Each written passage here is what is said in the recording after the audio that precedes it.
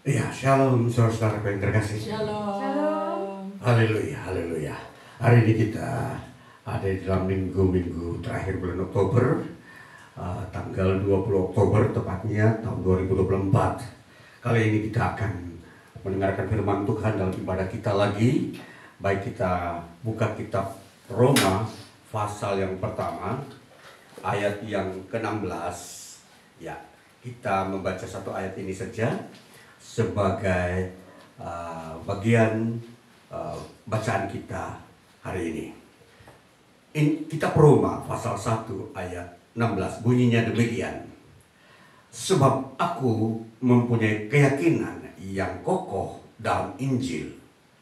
Karena Injil adalah kekuatan Allah yang menyelamatkan setiap orang yang percaya. Pertama-tama orang Yahudi, tetapi juga orang Yunani. Ya, baik, haleluya. Dalam bacaan kita ini, hari ini kita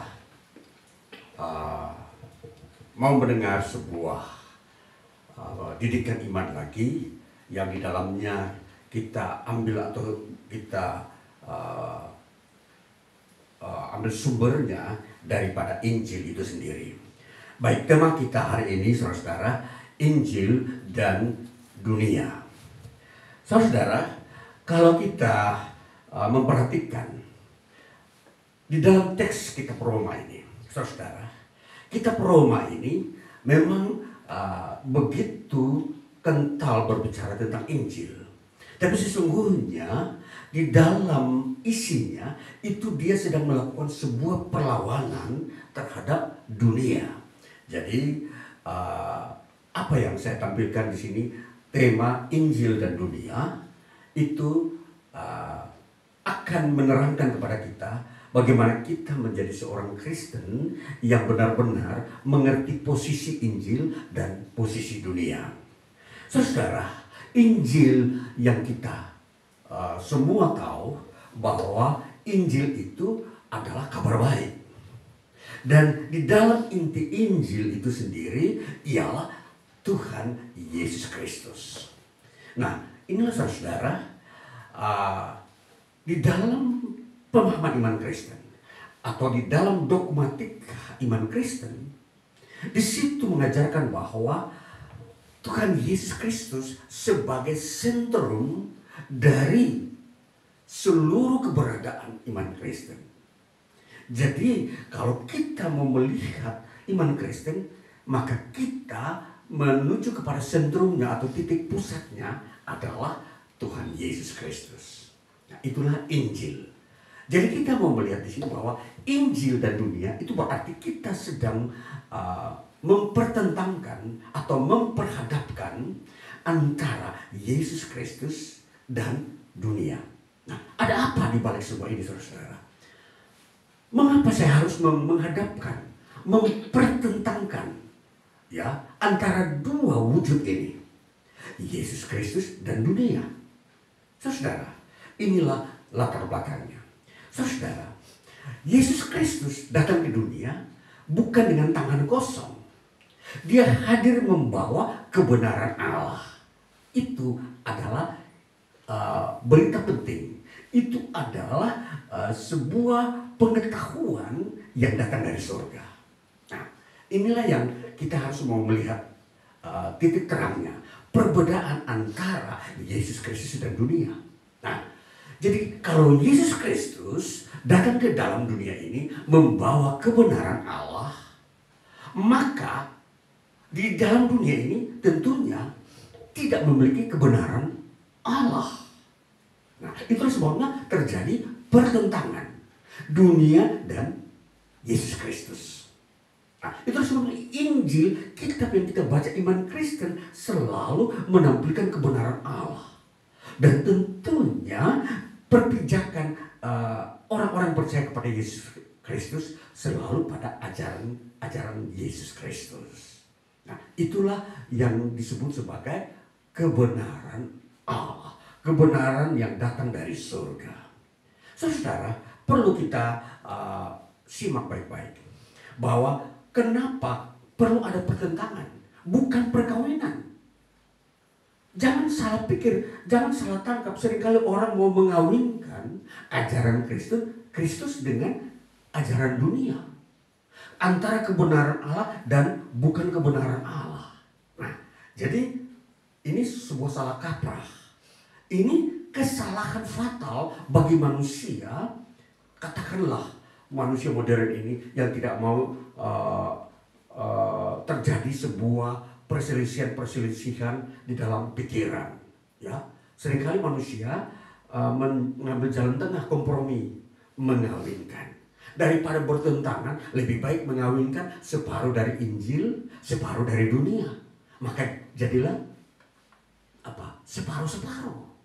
Dengan kata lain, seringkali kalau kita istilah, kalau si yang ini A atau ini kita pakai jenis kelamin saja, jenis kelamin laki-laki, yang satu perempuan, lalu yang hasil perkawinannya banji. Nah, ini saudara ketemu sendiri, mengerti bahwa setiap perkawinan yang dari titik yang positif dengan negatif atau titik terang dengan titik gelap terjadi abu-abu atau banji. Nah, itulah yang disebut kesalahan fatal, saudara-saudara.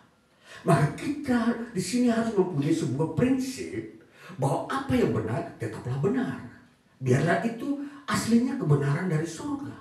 Apa yang di dunia ini biarlah itu di dunia, yang memang bukan datang dari surga, yang kebenarannya bukan datang dari Allah. Biarlah dia seperti itu. Jadi tinggal ada sebuah pemilihan. Kita mau kemana? Mau kebenaran Allah dari surga, ataukah ke apa yang dibuat oleh dunia yang bukan berasal dari Allah. Nah, itulah sebabnya prinsip yang dikatakan dalam kitab Roma pasal 1 ayat 16. Dikatakan begini, Rasul Paulus, sebab aku mempunyai keyakinan yang kokoh dalam Injil. Ini berarti Rasul Paulus ini memilih Injil. Dia memilih Injil, bukan memilih dunia. Nah, jadi disinilah kita akan baca ada sebuah kalimat prinsip iman yang ditegakkan oleh Paulus yang diberikan kepada jemaat Tuhan, khususnya yang ada di kota Roma. Dia katakan, sebab aku, yaitu Rasul Paulus, mempunyai keyakinan yang kokoh dalam Injil. Ya, di dalam tawaran-tawaran yang ada di dunia ini, ya tentunya ketika Yesus Kristus datang membawa kebenaran Allah dari surga, dan dunia ini yang tidak ada kebenaran Allah di dalamnya, yang seringkali disebut sebagai kegelapan. Nah, jadi ketika diperhadapkan, saudara mau pilih yang mana? Apakah mau mengikuti jejak Rasul Paulus, ataukah dunia ini yang banyak memilih jalan-jalan kegelapan? Nah, itulah sebabnya di sini saya katakan pertentangan Injil dan dunia yang sekarang ini selalu terjadi sepanjang sejarah dunia. Sepanjang mulai Rasul Paulus menemukan sebuah kebenaran dalam Yesus Kristus, sampai hari ini masih dipertentangkan, saudara-saudara. Dan itulah sebabnya hari ini saya sampaikan firman Tuhan ini kepada kita sekalian. Generasi ini untuk memilih manakah yang kau pilih. Kebenaran yang datang dari Allah, yaitu yang sudah dihadirkan oleh Tuhan Yesus Kristus, atau kamu masih tetap dengan cara pandang dunia ini yang sekarang ini banyak orang menggunakannya. Nanti saya jelaskan apa yang ada di dalam ajaran dunia ini, ya. Tapi yang saya mau tampilkan dulu bagaimana Injil itu telah nyata, bahwa kebenaran Allah itu telah ada di dalam dunia, dan itulah di dalam Tuhan Yesus Kristus. Nah, ini saudara-saudara. Jadi kali ini saudara-saudara, saya mau memberikan sebuah kesempatan bagi kita untuk memilih dalam masa-masa hidup kita. Pilihan ini tergantung kepada saudara-saudara yang mau mendengarkan Injil ini. Bila saudara memilih sebuah kebenaran yang datang dari Allah, dari surga, di dalam Tuhan Yesus Kristus, maka itu satu-satunya kebenaran yang tersedia. Jadi Injil itulah satu-satunya kebenaran yang datang dari surga, bukan dari dunia ini. Injil itu bukan buatan manusia. Itulah sebabnya Injil itu hanya satu-satunya ada di dalam Tuhan Yesus Kristus. Baik saudara-saudara, saya mau melanjutkan bagaimana apa yang dipertentangkan Rasul Paulus dari Injil dengan dunia ini. Saudara-saudara, di era Rasul Paulus itu, saudara tahu bahwa ada ajaran dunia yang begitu kuat, memiliki kekuatan yang mirip seperti Injil, yang disebut sebagai sebuah filsafat yang disebut filsafat stoicisme. Ya. Filsafat ini tentunya lahir sebelum Injil itu lahir. Ya. Jadi filsafat stoicisme ini itu lahir pada abad ketiga sebelum Masehi. Artinya 300 tahun sebelum Yesus lahir atau Injil lahir, filsafat stoicisme ini sudah hadir. Apa itu filsafat stoicisme? Apa ajarannya? Nah, inilah yang kita mau perhatikan, ajaran daripada stoicisme ini. Ajaran dari stoicisme ini memang dia mengajarkan begini. Ada salah satu tokohnya yang bernama Seneca. Dia hidup pada era di mana Yesus Kristus lahir, karena dia lahir pada tahun 4 sebelum Masehi. Sedangkan Yesus lahir tahun 3 sebelum Masehi. Jadi Seneca ini dia lebih tua 1 tahun daripada Yesus Kristus. Nah, sedangkan kematiannya Seneca ini pada tahun Seneca ini meninggal pada tahun 65 Masehi, di mana Rasul Paulus itu ada. Ya. Jadi ajaran Seneca ini yang menganut ajaran filsafat stoicisme ini filsafat Yunani. Dan Seneca ini siapakah dia? Dia seorang Romawi. Dia seorang Romawi yang mempunyai pengaruh pada zaman baik khususnya pada zaman Rasul Paulus. Seneca ini siapa? Dia seorang berpengaruh. Dia menjadi seorang penasehat Kaisar, khususnya Kaisar Nero. Kaisar Nero mempunyai seorang penasihat yang begitu pandai yang bernama Seneca ini. Dia banyak menarik perhatian masyarakat dunia, khususnya dengan filsafatnya. Dia berkata begini, kita menderita lebih banyak dalam imajinasi kita daripada dalam kenyataan. Nah, ini ajarannya dia. Jadi semua orang mengikuti ajaran dunia yang dipelopori saat itu oleh Seneca.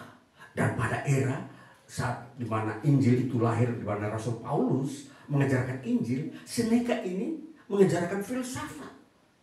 Nah, Seneca ini mengajarkan bahwa penderitaan yang manusia alami itu lebih banyak di tingkat imajinasi, di tingkat pemikiran, saudara. Bukan tingkat fisik atau tubuh atau apa yang dihadapi manusia di dunia ini. Nah, jadi ini saudara, filsafat ini dia mengajarkan seperti itu. Dan manusia semua yang tidak mengerti filsafat, mereka mengikuti ajaran si Seneca ini. Jadi manusia bagaimana mau melepaskan diri dari penderitaan imajinasi, penderitaan pikiran artinya. Kalau zaman sekarang orang bilang begini, supaya kita jangan menderita, jangan banyak pikir. Nah, itu maksudnya. Itu filsafat itu sampai hari ini, saudara-saudara. Orang takut sakit karena seringkali orang bilang, aduh sakit jantung, sakit stroke, katanya itu banyak pikiran. Dihubung-hubungkan dengan apa yang pikiran manusia sedang hadapi. Ketakutan-ketakutan, kecemasan-kecemasan. Nah, ini saudara-saudara, inilah ajaran dunia yang dimaksud. Yang dimaksudkan di sini adalah bagaimana filsafat begitu menguasai pikiran manusia. Nah, jadi kita mau memperhatikan, jadi fokus daripada ajaran dunia adalah bagaimana manusia itu menguasai dirinya. Bukan Injil menguasai dirinya. Manusia itu menguasai dirinya sendiri. Jadi disinilah letak perbedaannya, saudara. Pertentangannya. Kalau dalam Injil dikatakan bahwa Yesus Kristuslah yang harus menguasai kamu. Bukan kamu menguasai diri kamu sendiri. Nah, itulah perbedaan saudara-saudara. Jadi seringkali kalau kita masuk dalam dunia pendidikan, teristimewa di dalam dunia pendidikan anak dan pemuda, ya seringkali filsafat ini digunakan. Atau di dalam sebuah bimbingan psikologi bagi orang yang stres, seringkali kalau orang stres menghadapi krisis, menghadapi kondisi yang berat, tantangan-tantangan dunia, ini yang dipakai. Mereka berkata, ya tenangkanlah dirimu, kuasailah dirimu, itu saja. Jadi kalau di dalam prinsip iman Kristen itu tidak dipakai. Yang dipakai adalah berdoalah, percayalah kepada Tuhan. Itu ajaran Injil.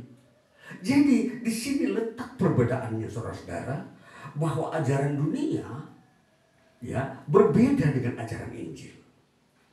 Jadi kita melihat daripada fokusnya. Kalau Injil mengajarkan kita untuk fokus kepada Yesus Kristus, memanggil nama Tuhan.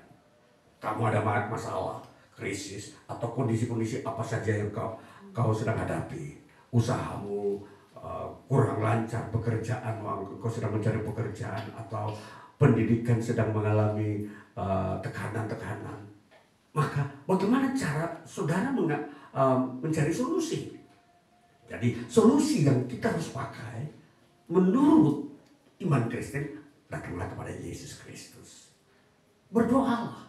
Nah itulah prinsip-prinsip iman. Sedangkan prinsip dunia, mereka memakai fokus kepada diri sendiri. Dikatakanlah tenanglah, tidak usah berpikir panjang, biarkan kondisi itu mengalir. Jadi engkau berpasrah saja, tidak usah melawan arus, ya katakanlah begitu. Nah itu, jadi filsafat ini yang sudah katakanlah sudah berusia ribuan tahun, dia usianya setara dengan Injil. Jadi filsafat Seneca ini usianya sama dengan usia di mana Injil itu diberitakan sampai hari ini. Maka disinilah terjadi sebuah pertentangan bahwa dunia ini manusia sedang digiring oleh dua prinsip hidup. Satu, dunia yaitu filsafat stoicisme tadi. Yang kedua adalah Injil. Nah dua ini yang memberikan pengaruh. Jadi saudara yang sudah mengenal Injil, percaya kepada Yesus Kristus, maka tentunya saudara tidak akan memakai stoicisme ini. Saudara akan memakai cara, ya saya akan berdoa, Tuhan tolong saya menghadapi sebuah tekanan atau krisis, kesulitan dalam hidup dan kerja, berikan saya hikmat. Itulah cara Injil menuntun manusia. Jadi itulah yang dikatakan oleh Rasul Paulus. Aku mempunyai keyakinan yang kokoh di dalam Injil. Saudara, di dalam istilah keyakinan di sini sebenarnya Rasul Paulus berkata, aku merasa tidak malu terhadap Injil yang aku percayai. Dia tidak malu. Kenapa? Karena di sini dia tahu bahwa Injil itu datang dari surga. Itu kebenaran mutlak. Itu akan melepaskan manusia dari kesulitan di dunia ini. Jadi saudara, di dunia ini kesulitan itu dia bervariasi. Bisa saja tahun depan terjadi kesulitan yang baru. Ya, jadi mungkin saudara mungkin sudah bisa mengatasi suatu kesulitan di tahun ini. Tapi tahun depan, apakah bisa saudara tetap bisa menghadapi atau bisa menyelesaikan kesulitan yang akan terjadi tahun depan? Nah, itulah setiap kesulitan mempunyai tingkat kerumitan untuk menyelesaikan masalah. Maka kita memperhatikan saudara-saudara, sebelum terjadi hal-hal yang tidak menguntungkan manusia, lebih baik pilihlah sebuah jalan melalui Injil di mana di situ Tuhan ikut bekerja. Injil adalah suatu jalan yang Tuhan sediakan. di situ Tuhan ikut bekerja. Kalau filsafat, di situ Tuhan tidak ikut bekerja. Hanya manusia yang bekerja. Saudara, kalau saudara mengikuti filsafat Seneca ini, yang stoicisme, yang mengajarkan kalau penderitaan manusia itu terjadi lebih banyak di dunia imajinasi. Maka untuk menyelesaikan masalah itu, hendaklah engkau menguasai diri. Hendaklah engkau tenang. Engkau jangan melawan arus. Nah, jadi menerima nasib namanya. Ya, kalau saya hari ini usaha saya bangkrut, ya pasrah. Tidak usah melawan arus atau tidak usah mencari jalan keluar. Nah, ini sebuah usaha manusia yang terbatas. Disinilah letak banyak orang yang tidak menemukan prestasi hidupnya.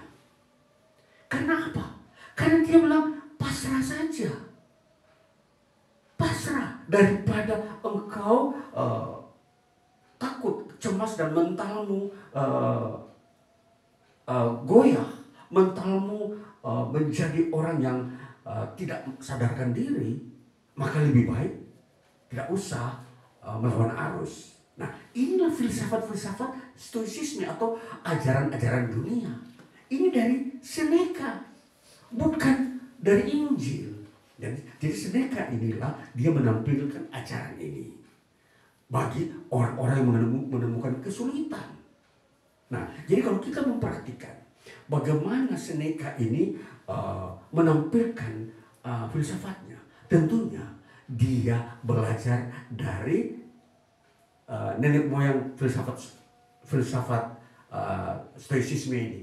Siapakah itu? Yaitu Zeno. Zeno adalah pencipta yang melahirkan filsafat Stoa, yang selalu menitik beratkan kepada kondisi alam, perbintangan-perbintangan di luar angkasa. Nah, itu selalu komunikasi orang-orang Yunani selalu dengan bintang-bintang. Nah, saudara-saudara perhatikan bagaimana hubungannya. Jadi begitu jauh antara benda angkasa yang di sana ada bintang-bintang dengan Tuhan. Jadi perbedaannya begitu jauh, saudara-saudara.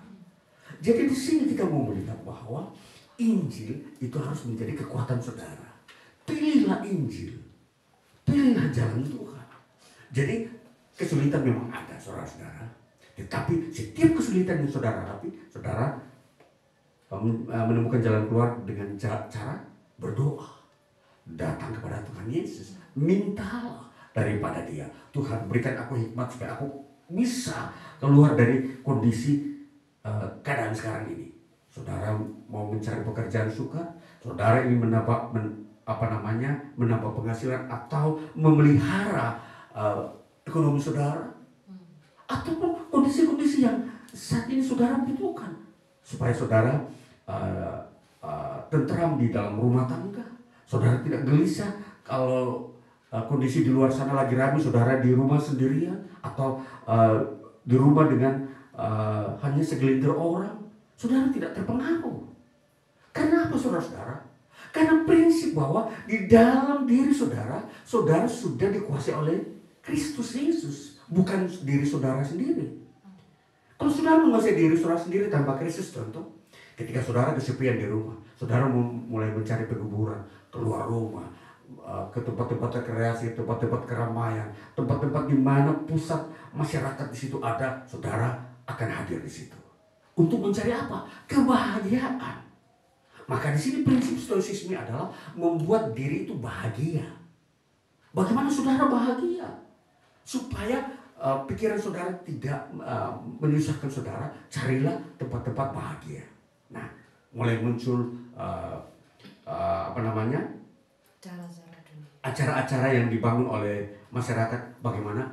Acara hiburan, mungkin olahraga, mungkin pertandingan, acara-acara yang meriah, orang bisa memberi respon, bisa saja mungkin tertawa di acara itu. Nah, ini pola-pola cara stoicisme namanya. Filsafat stoicisme yang di situ digambarkan sebagai duniawi. Nah, jadi kita ingat saudara-saudara, jadi stoicisme ini suatu filsafat yang di situ mengungkapkan bagaimana saudara menciptakan kebahagiaan menurut kemampuan saudara. Tetapi Injil berbeda. Injil memberikan jalan pendekatan saudara kepada Tuhan supaya saudara mendapatkan kebahagiaan, mendapatkan sebuah kunci kehidupan bahwa di dunia ini saudara bersuka cita. Jadi Injil itu berhubungan dengan pribadi saudara yang saudara ingin bahagia. Jadi Allah datang ke dalam dunia membawa berita sukacita atau berkat yang memberikan sukacita bagi hidup manusia. Jadi Injil itu sendiri sekali lagi selain dia mempunyai makna keselamatan, hidup kekal, dia juga memberikan makna bagaimana jiwa manusia bisa berbahagia di dunia ini. Makanya saudara, di dalam dua pemandangan ini, kali ini kita betul-betul harus bisa melihat mana yang gelap, mana yang terang. Jadi kita tidak boleh samakan Injil dengan dunia. Kita tidak bisa samakan Yesus Kristus dengan filsafat. Tidak bisa. Dan kita harus bisa tahu yakin bahwa Yesus Kristus lah yang bisa memberikan kepenuhan dalam diri saudara dan saya, memberikan jaminan kebahagiaan yang kekal dalam diri saudara dan saya. Jadi sekali lagi, dunia, filsafat-filsafat tadi tentunya tidak bisa memberikan kebahagiaan sejati. Perhatikan, ya, saudara, kalau kita melihat banyak orang mencari kebahagiaan di luar sana, hari itu dia menikmati, pulang dia susah lagi menghadapi kondisi-kondisi yang dia perasaannya tidak tenang. Bagaimana? Tentunya ini tidak ada penyelesaian masalah. Sedangkan kalau kita menemukan Injil ketika saudara datang kepada Yesus hari ini, maka hari ini Yesus Kristus menolong saudara, jiwa saudara, sampai besok seterusnya saudara tetap ada dalam sukacita. Itulah yang disebut perbedaan antara Injil dan dunia. Maka hari ini saudara, ketika saudara datang ke ibadah, apa yang saudara cari? Bukankah saudara mencari kebahagiaan? Iya benar. Maka kebahagiaan itu saudara, ketika saudara sudah dapatkan di dalam mendengar Injil, jangan ditukar dengan yang dunia ini. Jadi dengan kata lain bahwa kalau saudara pergi ke luar sana, tentunya bukan untuk mencari kebahagiaan, tetapi memang itu menjadi satu aktivitas. Artinya saudara bisa juga hadir di lingkungan saudara hanya untuk apa? Hanya untuk menyatakan diri bahwa saudara telah memiliki kebahagiaan. Saudara tidak membutuhkan kebahagiaan yang semu yang ditawarkan dunia. Nah, inilah yang harus kita betul-betul mau mengerti, membedakan mana Injil dan mana dunia. Jadi baik bagi saudara, generasi muda khususnya, yang belum bisa membedakan mana kebahagiaan yang dari surga dan mana yang dibuat manusia, inilah yang saya mau sampaikan. Pilihlah Injil Yesus Kristus, kebenaran yang dari surga. Saudara terima hari ini, saudara itu memiliki kebahagiaan yang memang tidak bisa ditukar atau diganti dengan yang ada di dunia ini. Berbeda sekali saudara-saudara. Maka hari ini saudara-saudara, Injil kekuatan Allah itulah yang harus saudara pilih. Ini dalam tanggal 20 Oktober, pada tanggal 31 Oktober, itu dirayakan sebagai hari reformasi. Hari reformasi, di mana Martin Luther, dia mengalami pertobatan lewat ayat ini. Sebelum Martin Luther melakukan reformasi, dia membaca ayat ini dan dia merasa tergugah bahwa Injil itulah yang harus dia pegang, sebagaimana Rasul Paulus pegang. di mana pada saat itu Martin Luther menghadapi situasi yang sama. Dunia saat itu sedang mengambil alih kondisi pikiran manusia saat itu. Maka Martin Luther, sang reformator ini, dia mengambil Injil. Dan gereja saat itu sedang ada di dalam kondisi memilih dunia. Ya, tahun 1517. 31 Oktober 1517, persis itu lahirlah reformasi, di mana Kristen hadir di benua Eropa. Jadi Kristen Protestan. Jadi disinilah saudara-saudara, saya membaca ayat ini untuk mengingat hari reformasi. 31 Oktober besok akan dirayakan sebagai hari reformasi. Jadi saudara-saudara, Injil adalah kekuatan Allah. Ini yang membuat Martin Luther melakukan reformasi, perubahan di dalam gereja saat itu. Jadi gereja saat itu sedang ada dipengaruhi oleh dunia. Dia mengawinkan Injil dengan dunia. Jadi itu berarti apa? Gereja dalam kondisi abu-abu. Dia tidak terang, dia tidak gelap. Jadi apa? Abu-abu. Bahasa lain kalau kita pakai jenis kelamin, ini banci. Nah, jadi Martin Luther mau mengembalikan posisi gereja dari abu-abu kepada terang. Jadi makanya dia memegang Injil. Inilah fakta-fakta kehidupan di dunia ini yang sudah terjadi, bahwa Injil selalu membawa reformasi atau perubahan di dalam kehidupan manusia secara global. Baiklah, saudara-saudara, kalau saudara-saudara ingin mau melihat perubahan hidup suatu generasi, sesuatu bangsa, hanya dalam Injil. Tidak ada tempat lain. Injil memberikan pembaruan hidup bagi manusia. Karena di situ ada kekuatan Allah. Karena Injil itu bersumber dari Allah, dari surga datang ke dunia. Maka disitulah satu-satunya kita menemukan satu perubahan yang datangnya dari Allah. Ini saudara-saudara, ini yang kita harus mengerti, bahwa Injil dan dunia dua hal yang berbeda. Walaupun Injil ada di dunia, tapi Injil bukanlah dunia. Injil itu datang dari surga untuk mau memperbarui manusia yang ada di dalam kegelapan.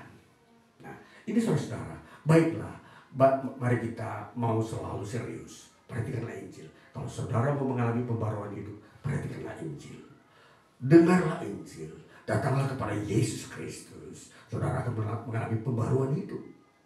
Saudara bisa ditolong Tuhan keluar dari krisis, dari kondisi-kondisi tekanan-tekanan dunia saat ini. Ya, jadi pikiran manusia saat ini yang mau mengandalkan kekuatannya sendiri tidak mampu menyelesaikan masalah-masalah yang dihadapi saat ini. Iya saudara-saudara, ini sesuatu yang saya harus sampaikan untuk menyelamatkan banyak orang saudara-saudara dari tekanan dunia saat ini. Maka datanglah kepada Yesus Kristus. Dengarkanlah bahwa perintahnya Injil itulah kebenaran satu-satunya yang ada di dunia ini. Jadi ini saudara-saudara, satu kasih karunia Tuhan bagi umat manusia, bagi kita di era ini, untuk kita harus mendengar Injil. Maka baiklah, kita memberikan respon kepada Tuhan bahwa saudara hari ini mau menerima Injil. Saya sampaikan ini, terimalah Injil hari ini. Saudara akan menerima kebahagiaan mulai hari ini sampai seterusnya. Maka saudara akan mengalami pemulihan kehidupan di dunia ini. Tuhan Yesus memberkati. Haleluya.